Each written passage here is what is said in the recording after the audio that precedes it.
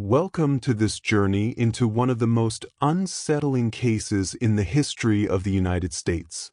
Before we begin, I encourage you to comment where you are listening from and the exact time you are tuning in.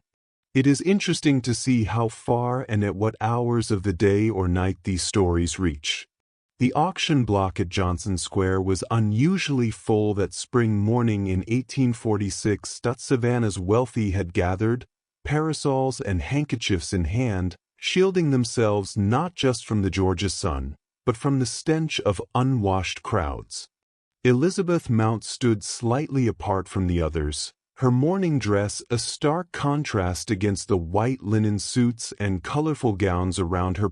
6 months after becoming a widow, she had finally left the seclusion of her home, not for social visits or church, but for a matter of practicality.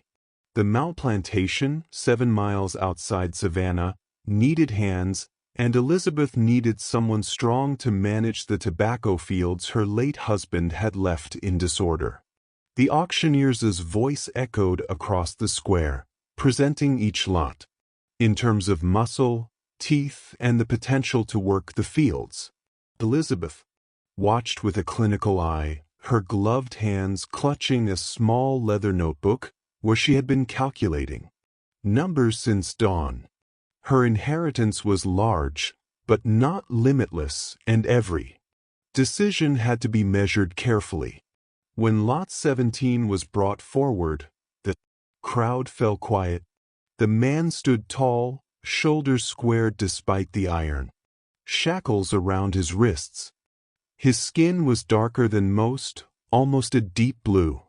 Black in the morning light, and thin, precise scars marked his chest in patterns that looked deliberate rather than the result of punishment. But it was his eyes that drew attention. They were a striking amber color, and unlike the downcast gaze of others before him, he looked directly ahead, expression calm yet unsettlingly aware. Next, the auctioneer introduced a prime field hand. Answers to Isaiah, about 30 years old, he said, his tone slightly less animated than before. Strong back, good teeth, no visible illness, trained in tobacco cultivation. Added with unusual candor, previous owner, deceased, sold as part of estate. Settlement. Elizabeth noticed how the gathered men shifted uneasily, how their wives whispered behind their fans. No one raised a paddle as bidding opened. The auctioneer lowered the starting price. Still no response. Elizabeth studied Isaiah carefully. His posture suggested the strength her neglected fields desperately needed. His calm demeanor hinted at intelligence, a valuable trait if guided properly. $200, Elizabeth called, her voice steady and clear. The auctioneer looked relieved. 200 from Mrs. Mount. Do I hear 250? Silence followed. No one competed. The other buyers avoided eye contact with both Elizabeth and Isaiah. Going once, twice. Sold to Mrs. Elizabeth Mount for $200. Only as she approached to finalize the purchase did she hear a quiet warning from Mrs. Harrington, the banker's wife. You should know, Lizzie, that's the third time he's been sold in 2 years. Each former master met with strange misfortune. Elizabeth smiled. Thank you for your concern, Margaret, but I'm not superstitious. Besides, at that price, he is quite a bargain. What she could not know as she signed the papers was that this would be the most catastrophic decision of her life. The documents identifying Isaiah Boone as her property would later surface in the investigations of 1848, becoming public records that chronicled what locals would call the Mount Plantation incident. The carriage ride to the plantation was quiet. Elizabeth sat upright, never resting against the cushioned seat, while Isaiah rode on the rear platform, swaying slightly with it. Carriages motion along the route dirt road. The plantation house came into view, a once grand Georgian home with tall columns and wide verandas. Now, showed 6 months of neglect, the paint peeling and gardens overgrown. Even from a distance, the tobacco fields were in disarray. As they approached, Elizabeth spoke. Without turning, "My husband passed in November. The overseer left soon after, taking 3 of our best hands. The remaining slaves are mostly house servants or too old for field work. You have experience in tobacco. You will manage the fields and the 4 remaining field hands. Report directly to me, not to the house staff." Isaiah responded with a single nod, only noticed by Elizabeth from the corner of her eye. She continued, "You'll stay in the cabin at the northern field edge, separate from the others. The previous occupant was the former overseer. Work begins at dawn tomorrow." When the carriage stopped at the main house, Elizabeth stepped down without assistance.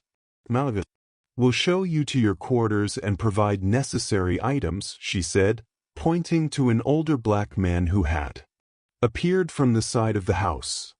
"I expect you at the main house at 7 or to review the fields." That evening, Elizabeth's diary recorded, "Acquired new field hand today. Isaiah, about 30, unusual in appearance, but seems capable, purchased significantly below market value." This raises some concern regarding his character or health, though he appears sound. Margaret Harrington tried to warn me with stories of his former owners, but such superstition is of little interest. Tomorrow will show whether this investment is worthwhile. The diary did not capture a kitchen conversation from that evening, recalled years later by Malachi's daughter, Sarah, who was 12 at the time. "That one's not right," Malachi whispered to the cook, Bessie, while preparing the evening meal. "Look at those marks on his chest. Those aren't whipping scars. They are ritual marks from the old country. My grandmother said men with those markings weren't entirely of this world." Bessie's hands trembled slightly as she kneaded dough. "Hush, Malachi. Miss Elizabeth is already in a state after the colonel passed. No need for more trouble." Sarah later remembered how her father lowered his voice further. "He's been sold 3 times since coming to Georgia. First master found in bed, eyes open but seeing nothing. Second walked into the Savannah River at midnight, fully dressed, no struggle. Third shot himself in his study for no reason. After each death, Isaiah was sold quickly and quietly. The household watched from windows as Isaiah approached the main house at 700 sharp. His walk was smooth, calm, posture straight, despite the long journey. Elizabeth met him in her late husband's study, now her own space, adorned with botanical illustrations instead of hunting trophies and plantation ledgers carefully reorganized. "The tobacco crop is failing," she stated without introduction. "The soil needs attention. The remaining hands lack direction." She handed him a hand-drawn. "Here are the field divisions. I've marked the worst areas." Isaiah studied it silently before speaking, his voice deep and precise. "The rotation is wrong," he said, pointing to parts of the map. "Tobacco depletes soil nutrients. The sections should have been planted with legumes last season to restore the soil." His analysis revealed not just practical experience, but a scientific understanding of agriculture that surprised Elizabeth. Her diary that night noted, "Isaiah shows remarkable intelligence about crop rotation and soil management, speaks with clarity unusual for one of his station. recommends major changes to our planting strategy. Despite social convention, I am inclined to grant him authority to make these changes. Economic needs must sometimes outweigh tradition.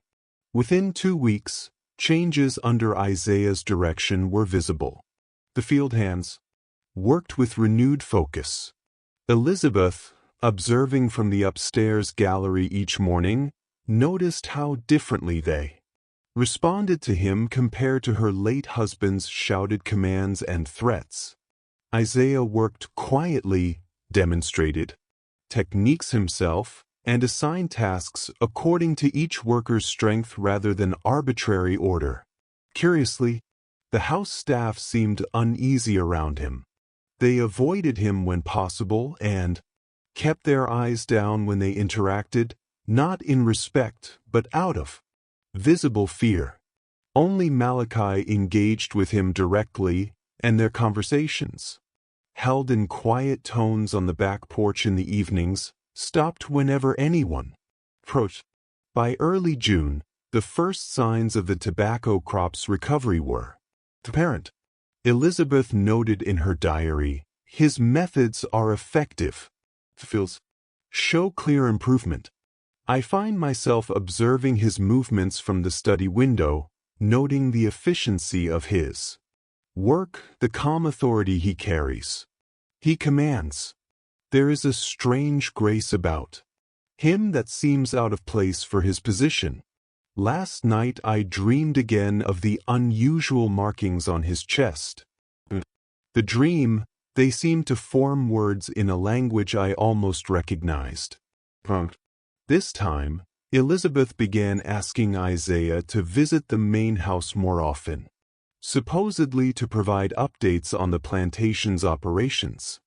These meetings, at first held in the formal study, with the door open as etiquette required, slowly moved to the conservatory in the East Wing, a room filled with exotic plants her husband had once called a waste of space. Between the pages of her diary, later investigators would find dried plants carefully labeled in Elizabeth's hand, with notes that they were provided by I.B., the only reference to Isaiah that did not use his full name. A small sign of closeness hidden in the formal language of her journal. The first hint that something had changed deeply came in late June. Sarah, now Elizabeth's personal maid after the previous one, left citing illness, though rumors said she fled. After witnessing something alarming, reported hearing Elizabeth and Isaiah in the conservatory. They spoke quietly, mentioning old ways and knowledge from across the sea. When Sarah entered the room, she saw Elizabeth examining one of the ritual scars on Isaiah's exposed form. Her gloves were off, her fingers tracing the marks with what Sarah described as a hungry intensity. On July 1, 1846, Elizabeth made a decision without precedent. She noted it calmly in her ledger. Malachi was relieved of his duties as head of the household staff, and Isaiah was assigned to oversee both the fields and the domestic operations. Efficiency demands central control, she wrote. The household reacted in stunned silence. That night, 2 younger house slaves vanished, fleeing despite the harsh penalties for runaways. They were never seen again. Isaiah now moved between the field and the house with official authority, though he still stayed in his remote cabin. Elizabeth's diary entries became more frequent and enigmatic. I.B. has shown me the meaning behind certain patterns, the knowledge carried in flesh and memory passed down from those who understood the true nature of the world. The colonel never guessed the power hidden in this land, power that needs only the right focus to appear. We have begun preparations. The soil must be ready just as minds must be ready. I.B. says, I have skill now. My hands no longer shake when I draw the symbols. By August, Mount Plantation grew. increasingly isolated from nearby estates. Elizabeth refused all visitors, claiming illness, and conducted business only through letters. Deliveries were left at the property gates rather than brought inside. The tobacco crop grew with an unnatural energy. Plants reached heights that drew notice from the few who passed by, their leaves glowing an almost luminous green at dusk. Cloying, sweet smell hung over the plantation, noticeable from half a mile away. In her final diary entry dated September 23, 1846, Elizabeth wrote, "Tonight we finish what was started centuries ago in another land interrupted by chains, ships, and the severing of sacred connections." IB says, "The alignment is perfect. The moon, stars, and the flow of energies through the earth. The kernel tried to force through cruelty, I have cultivated through understanding. The tobacco has absorbed what was offered. When burned, it will open the path." What happened that night was reconstructed much later, mainly from Sarah's hesitant testimony. Hidden in a linen closet after delivering evening tea. From there, she watched Elizabeth and Isaiah walking together toward the main tobacco field. Elizabeth, dressed in a plain white shift instead of her usual formal gown, her hair loose, carried a brass bowl that shone in the moonlight. What occurred in the field remains mostly unknown. Sarah reported hearing chanting that made the air feel wrong and seeing flashes of blue light. Shortly before midnight, every dog in the area began howling at once. The household staff, already uneasy, barricaded themselves in the kitchen. At dawn, with no orders from the main house, Malaki went to investigate. The tobacco field was devastated. Plants blackened and shriveled as if struck by impossible frost, and the soil beneath was dark and stained. Elizabeth and Isaiah were nowhere in sight.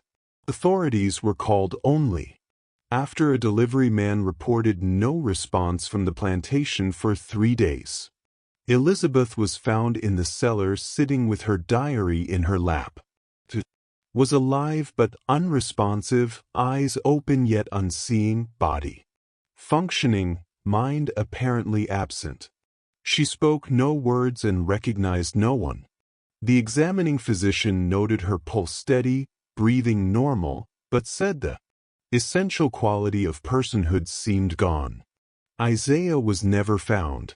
During the investigation, several troubling details emerged. Despite its ruined appearance, the tobacco crop was harvested by Elizabeth's cousin, who managed the estate. Ignoring advice, he sold it to markets in Savannah and beyond. In the following months, physicians in Georgia, South Carolina, and Virginia reported unusual delirium among those who smoked Mount Plantation tobacco. Symptoms included vivid hallucinations, speaking unknown languages, and in some cases, claiming to be someone else entirely with memories of lands across the water. Elizabeth remained institutionalized until her death 17 years later in 1863, during the Civil War. She never spoke again, though nurses observed her, sometimes tracing patterns on her arms like the ritual scars described on Isaiah. Mount Plantation was abandoned after 1850 when the main house burned down. Under unknown circumstances, the land remained uncultivated, locals refusing to work it. Maps from 1868 labeled the area unsuitable for farming. In 1922, the Georgia Historical Society tried to document the case, but found that most official records had been destroyed or altered. The diary pages used in this account survived only because the original investigator, Sheriff William Harrington, had copied sections before the originals disappeared. Even more unsettling was an event in 1967. During construction for a housing development on the former plantation, workers found a sealed ceramic jar of unusually dark, oily soil. Within days, 3 workers developed thin, precise scars on their forearms identified by a supervisor familiar with West African Adinkra symbols. The project was never completed, and the land remains vacant. Occasionally, witnesses report seeing a tall figure in outdated clothing walking the perimeter at dusk, disappearing when approached. There are also rare accounts of a woman in white at the property's edge, eyes open but unseeing, mouth moving as if speaking to herself. The most recent recorded sighting was in 1968 when a graduate student researching slavery in coastal Georgia tried camping on the plantation grounds. He was found the next morning wandering along Route 17, disoriented and feverish, later sedated. He insisted repeatedly that she was still searching for him and that the tobacco remembered what it had been fed. Older residents of Chatham County still refused to speak of Mount Plantation, warning only some bargains cost more than the price paid, and some knowledge once learned cannot be forgotten. In the Georgia Historical Society archives, a single overlooked page from Elizabeth's diary remains. It reads, "He is not in me. I am in him." The vessel changes, but the essence stays. The case remains officially unsolved. Weeks before that September night, servants reported Elizabeth wandering the plantation at night, barefoot and in nightclothes, returning at dawn with soil-stained feet and fragments of strange plants in her hands. She stopped writing letters except one to her sister, declining a Christmas visit. Its postscript read, "I have found a purpose beyond our society's small concerns. What Thomas sought by force I have discovered through older, wiser ways. Do not try to reach me again.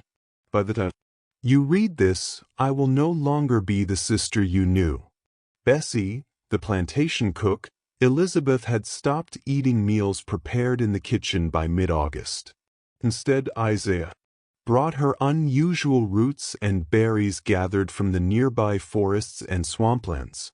Bessie remembered seeing a clay pot constantly simmering in Elizabeth's private quarters, producing a steam that smelled like the breath of something that thrived on decay. When Bessie tried to dispose of the mixture during cleaning, she found her hands covered in a rash that left permanent marks on her skin. Perhaps the most disturbing changes were in the land itself. Reports from that time describe how the plantation's borders seemed to shift subtly, with landmarks showing up in unexpected places. The creek along the eastern edge of the property changed course within weeks, far faster than natural processes should allow.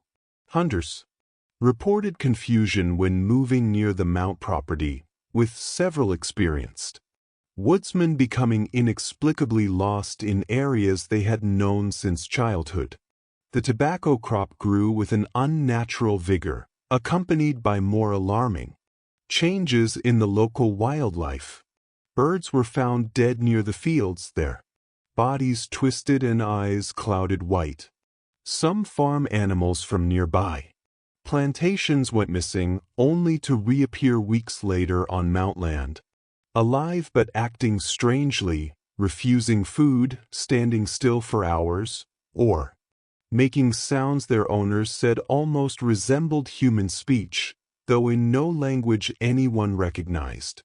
By early September, the remaining house slaves lived in constant fear.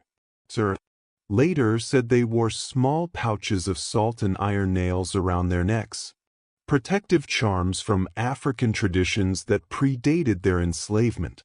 Malachi warned that no one should go out alone after sunset, and windows were lined with dried herbs, thought to protect against evil.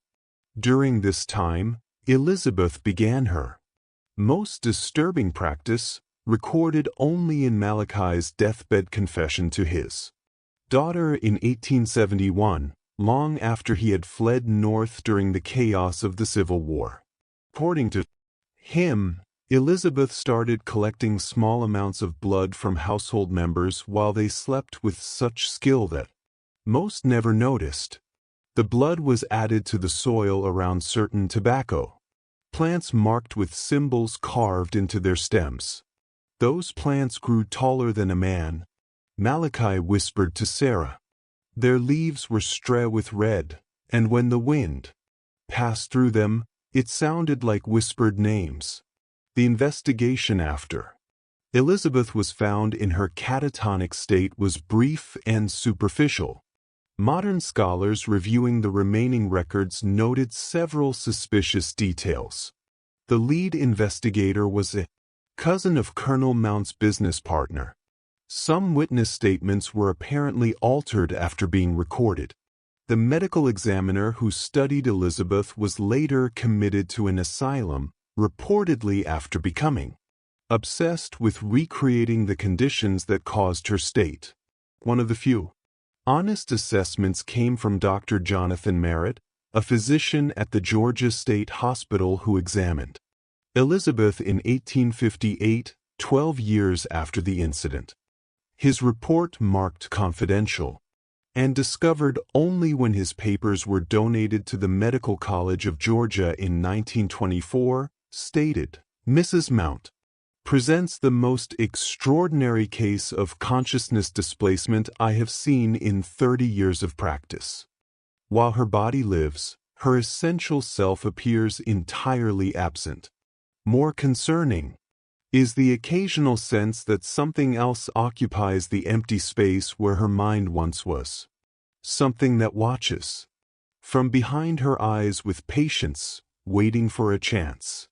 The fate of Isaiah Boone remains the central mystery of the Mount Plantation incident. No body was ever found and no sightings were reliably reported after that September night.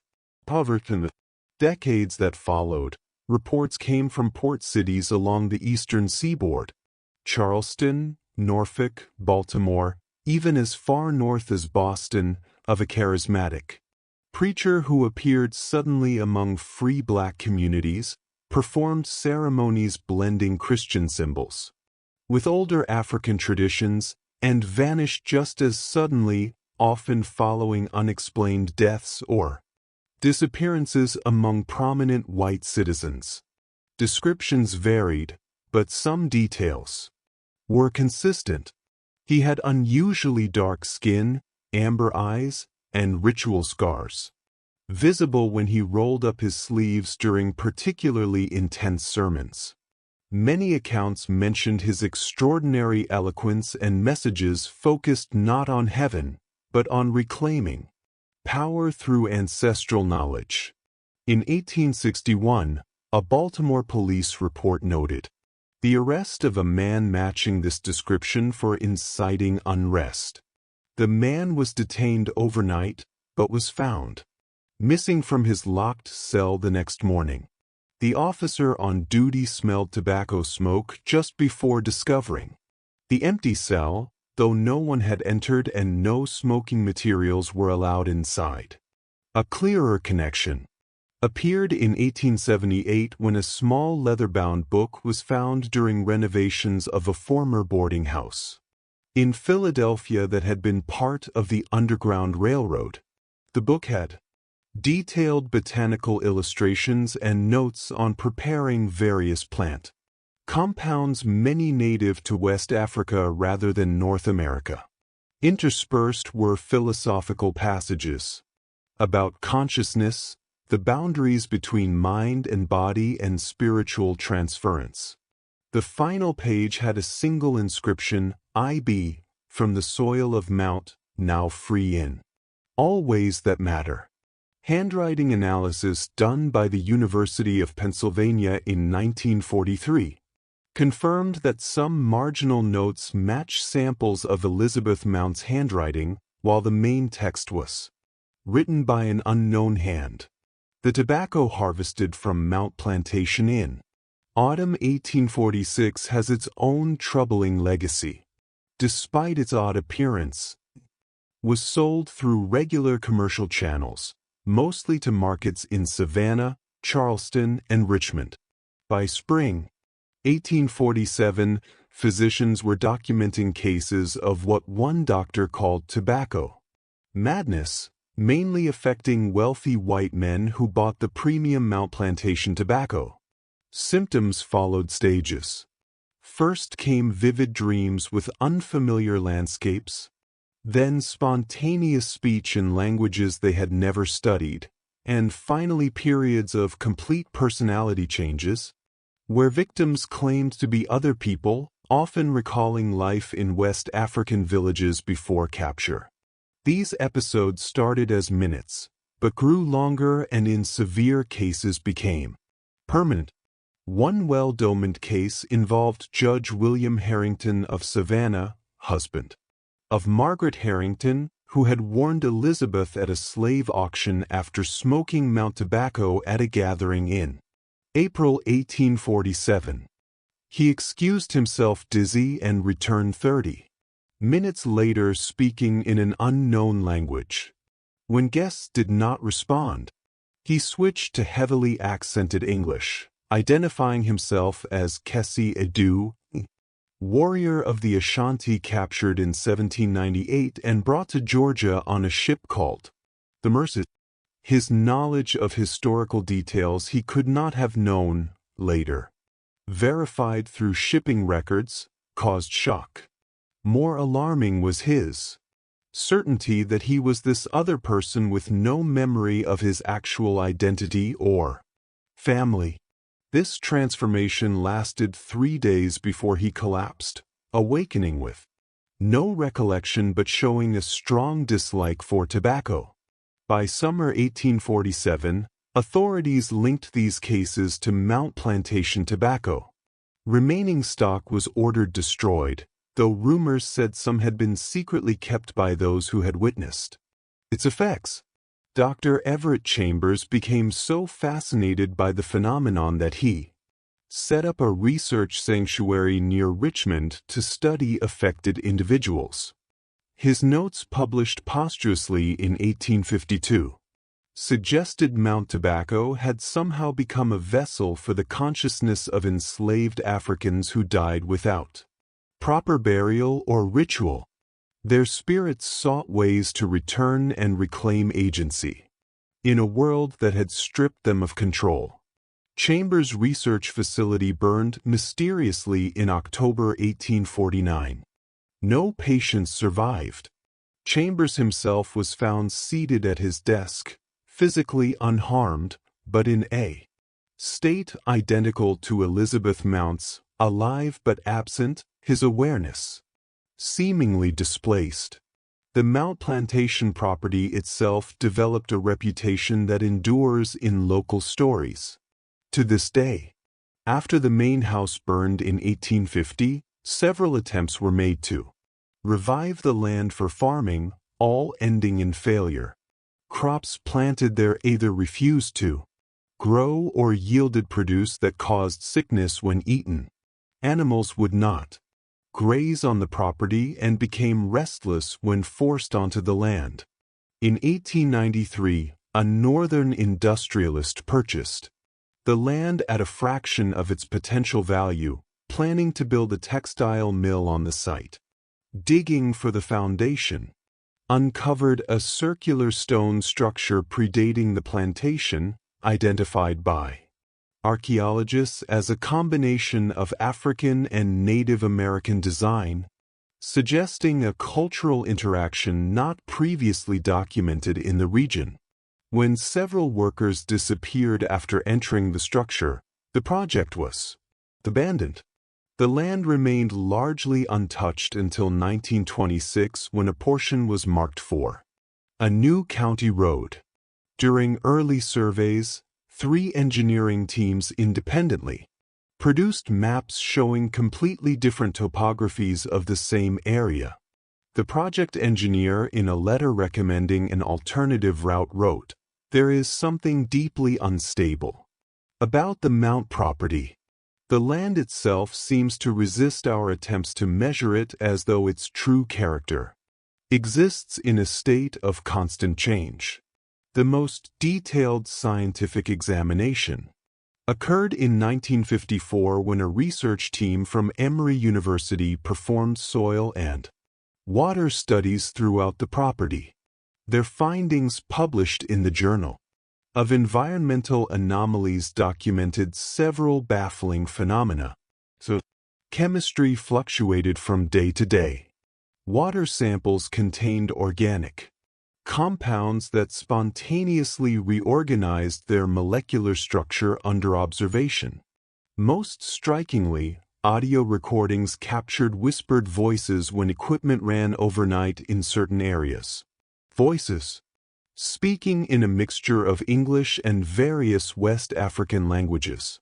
The team's lead researcher, Dr. Marion Prescott, wrote in private correspondence later donated to Emory Special Collections, "What we are witnessing defies conventional explanation. The line between living and non-living systems seems blurred here. The land itself carries memories, perhaps encoded in ways we cannot yet understand. Most disturbing is the sense that these memories are not passive but active, that the past is not fully past and continues to assert its will." In 1968, the last documented investigation of the Mount case was carried out by graduate student Thomas Harrison, whose confused state after camping on the property has been mentioned. His complete field notes, recovered from his abandoned campsite, include entries in increasingly erratic handwriting. The final entry, dated October 17, 1968, reads, 3:27 a.m. Awakened by what sounded like a woman's voice calling from the direction of the old foundation stones, followed the sound. Moonlight enough to navigate without flashlight.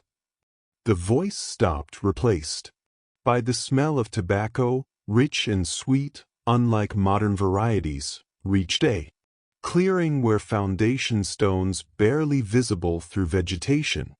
A woman standing in the center, white dress, dark hair loose, approached slowly.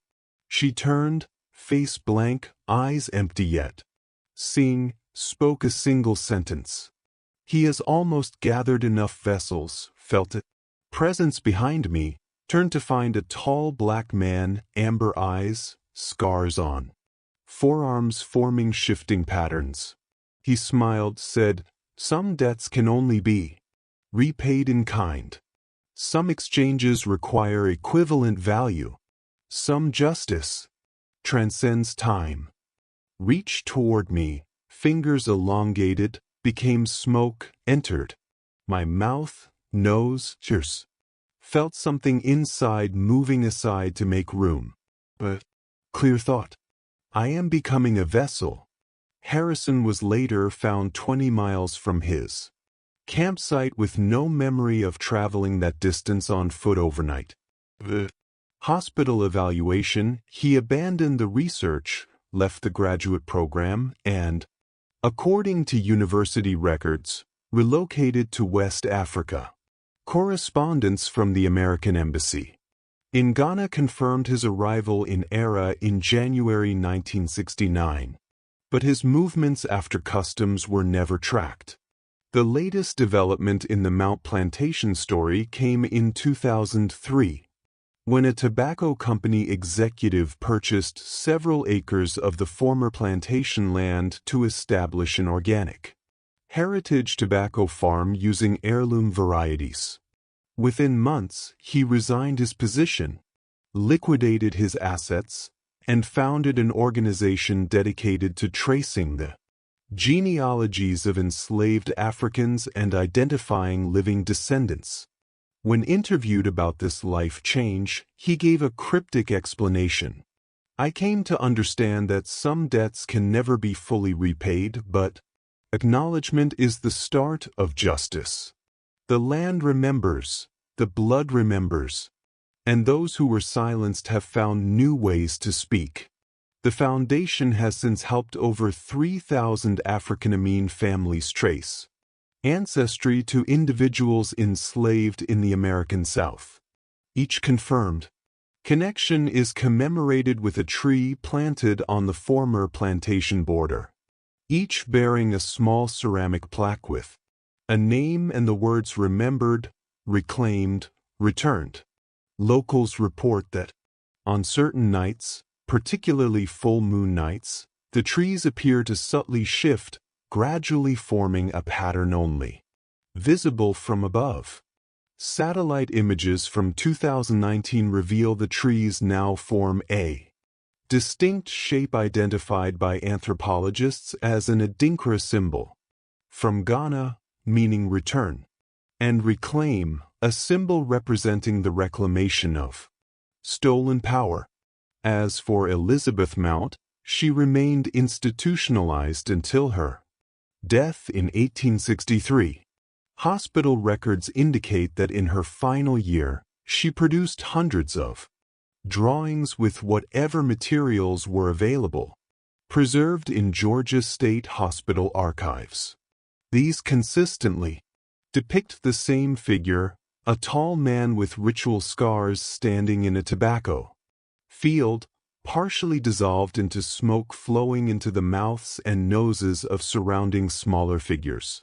The certificate lists the cause as general system failure, though the attending physician noted in unusual detail the moment of death, her vacant eyes focused, and she spoke her only recorded words since 1846. The exchange is complete, the debt paid, the justice begun. Isaiah Boone's ultimate fate is undocumented in official records. Yet, stories across the South persisted in the decades after the Mount Plantation events. Witnesses described an unusual presence, sometimes seen as a tall figure with amber eyes, sometimes felt as an unexplainable compulsion, sometimes arriving with the distinctive scent of tobacco, often preceding sudden changes in fortune, those in power losing influence, and the oppressed finding new avenues toward freedom. During the Civil War, Union soldiers reported meeting an unknown black man providing intelligence on Confederate positions, appearing and vanishing inexplicably. Escaping slaves spoke of a guide who could move undetected through patrols.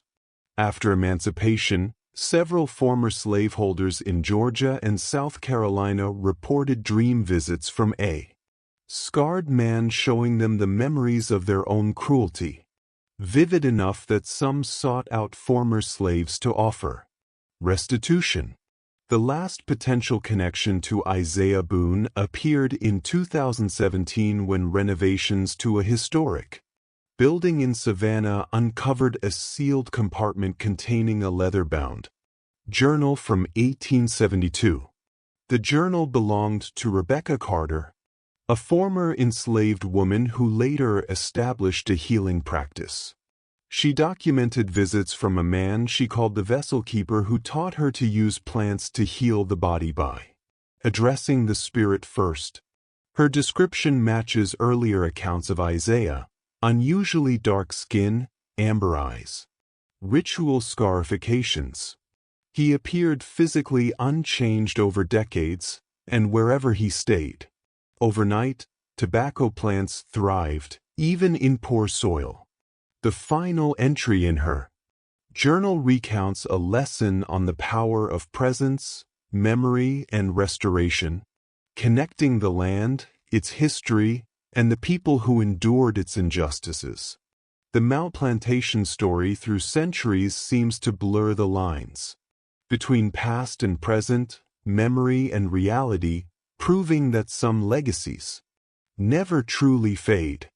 In her journal dated December 3, 1872, she wrote, he says, "His work in this land continues, but is nearing its end. The vessels are nearly full with what was taken. dignity, identity, memory, power. When the exchange is finished, he will return home across the water, carrying with him the essence of those from whom so much was stolen. A justice beyond the reach of their laws, yet completely in line with the deeper laws that govern all life. He asked me to write down these words. Let anyone who reads this understand. No debt goes unsettled. No act goes without consequence. All that exists without eventual restoration. The tobacco remembers, the land remembers, the blood remembers, and I am the keeper of that memory until balance is restored. Rebecca Carter's building now serves as a museum devoted to the history of African-American healing traditions in the South. Visitors often report strange phenomena. The scent of tobacco appears where there is none. Whispered voices are heard in empty rooms. Most commonly, people experience unusually vivid dreams of lives they never lived in places they have never seen. The Mount Plantation land remains empty, labeled on modern maps simply as protected wetlands. Development plans are frequently proposed and just as frequently abandoned after initial surveys show contradictory or impossible findings. The trees planted by the foundation continue to grow in a meaningful pattern, visible only from above. Even today, residents of Chatham County sometimes report seeing two figures walking the edge of the old plantation at dusk. A woman in white with hollow eyes and a tall man with amber eyes marked by ritual scars. The shifts appear sometimes solid, sometimes dissolving into smoke that drifts toward the horizon, carrying with it the rich, sweet aroma of tobacco and the whispered names of those still waiting to be remembered. The history of this land is written not just in documents or maps, but in memory itself. Those who lived and labored here left traces that cannot be erased. It is said that the spirits of the oppressed linger, moving through the trees, along the waterways and across the fields.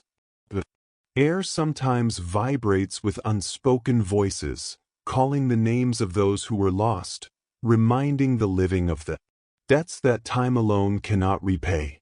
Even the soil holds a memory, and every root and branch carries a story too profound to be told fully in words. People who visit the museum often describe a feeling that cannot be explained, a quiet insistence that someone or something is present, watching, remembering. Some see shadows flicker at the edge of their vision or catch the brief outline of figures gliding along the perimeters of the land. Others wake from sleep with impressions of places they have never known or voices that whisper secrets of the past, secrets of survival, resilience, and pain. These are not simple hauntings, but the echoes of life interrupted, stories unfinished, and the work of remembrance that continues silently. The vessels he spoke of, the ones filled with dignity, identity, memory, and power, are more than physical objects. They are symbolic of the lives fractured, and the justice delayed yet not denied. The exchange he carries back across the water is not revenge, but restoration. Every act of theft, every wound inflicted eventually meets the balance it disturbed. This principle flows through the land itself, through the patterns of the trees, through the lingering scent of tobacco, through the dreams and whispers of those who enter the space. Even now the lines between past and present blur. Visitors report seeing the plantation as it once was. Fields filled with activity, structures standing tall against the sky, workers moving with purpose, and figures who appear only briefly, vanishing when looked at directly. The woman in white and the man with amber eyes are witnesses and guardians, moving between worlds, ensuring that memory persists where history attempted to erase it.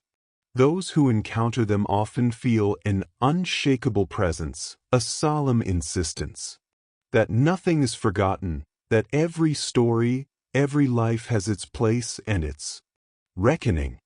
The museum, the trees, the land itself, these are vessels of memory and truth.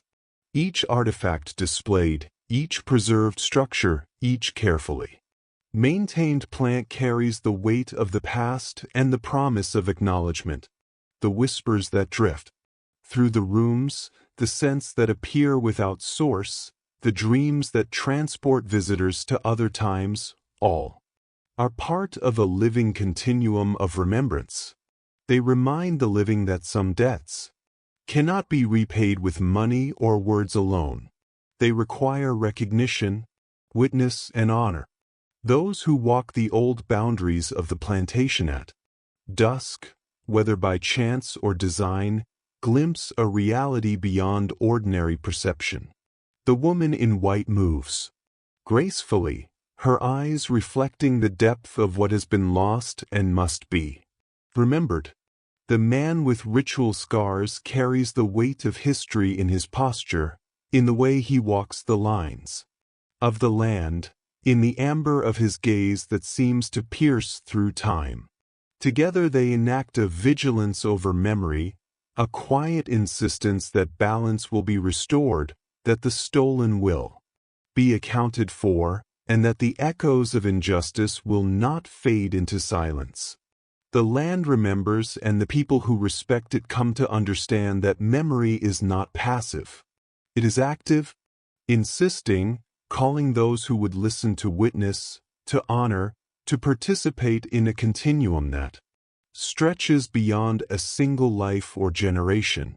The plants, the wind, the waters, the soil, they all carry the stories forward, ensuring that the past remains present, that no act is truly lost, and that every injustice, no matter how deeply buried, will eventually be reconciled.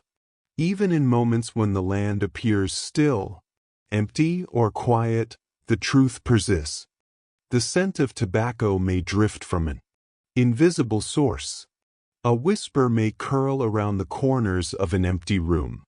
Dreams may carry someone far beyond their waking life to witness the lives that were lived here before.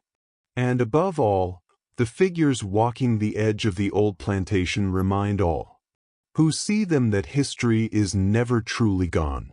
It waits, it watches, and it remembers, carrying the names, the lives, and the dignity of those who came before, until balance is fully restored.